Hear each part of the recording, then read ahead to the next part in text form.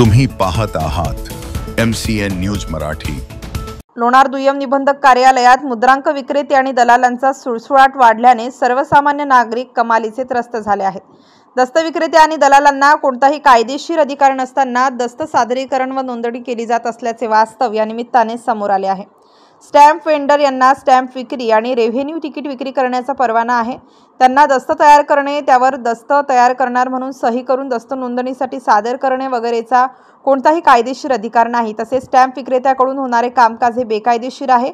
या सर्व अनागोंदी कारभारामुळे खोटे चुकीचे दस्त नोंदणी होऊन सामान्य जनतेची फसवणूक होऊन बरेच फौजदारी गुन्हे व दिवाणी वादाचे प्रमाण वाढले आहे।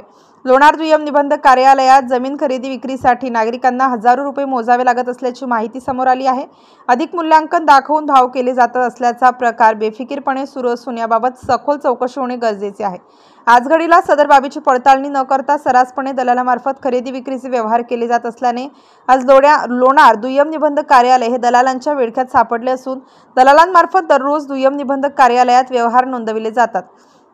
हे दलाल स्वतःला कायद्याचे तज्ज्ञ समजावून वकील असल्याचे भासवून दुय्यम निबंधक अधिकारी यांच्या नावाने दस्त नोंदणी फी व्यतिरिक्त नगदी रोख रक्कम घेऊन सर्वसामान्य नागरिकांची आर्थिक लूट करत असल्याचा प्रकार सुरू आहे। दुय्यम निबंधक कार्यालयात स्टॅम्प वेंडरकडून व दलालांमार्फत होणारे सर्व व्यवहार बंद करावेत, त्यांच्या विरुद्ध कायदेशीर कारवाई करावी।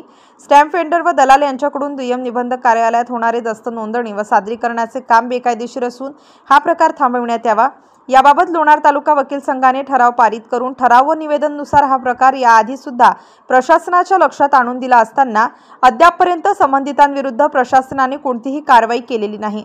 त्यामुळे बिनधास्तपणे बेकायदेशीररित्या मुद्रांक विक्रेते व दलालाकडून दस्त सादरीकरण होत आहे। यावरून या दलालांवर वरिष्ठ अधिकारी यांचा वरदहस्त तसेच हितसंबंध तर नाही ना अशी चर्चा लोणार शहरात होताना दिसून येत आहे। या प्रकाराकडे संबंधित प्रशासन काय भूमिका घेणार याकडे सर्वसामान्यांचे लक्ष वेधले आहे। होत असलेल्या या प्रकारास आळा घालण्यासाठी नागरिकांनी दस्त नोंदणी केल्यानंतर संबंधित दलालाकडून दस्त नोंदणी फी बाबतची पावती तसेच इतर खर्चाबाबत पावती अशी एकूण रकमेची पावती घेण्याचे आवाहन या माध्यमातून करण्यात येत आहे। आगाऊ रकमेची पावती मिळत नसल्यास लाचलुचपत प्रतिबंधक विभाग चैतन्यवाडी बुलढाणा विभागाशी संपर्क साधावा किंवा या विभागाच्या भ्रमणध्वनी नंबर 07-262 24 25 48 10 64 या क्रमांकावर कॉल करून आर्थिक व्यवहाराची पिळवणूक होत असल्याची माहिती द्यावी। शासकीय कार्यालयात अशा प्रकारे होत असलेला भ्रष्टाचार दूर करण्यासाठी स्वतःहून पावले उचलून कायद्याचा उपयोग करावा असे आवाहन सुज्ञ नागरिकांनी केले आहे।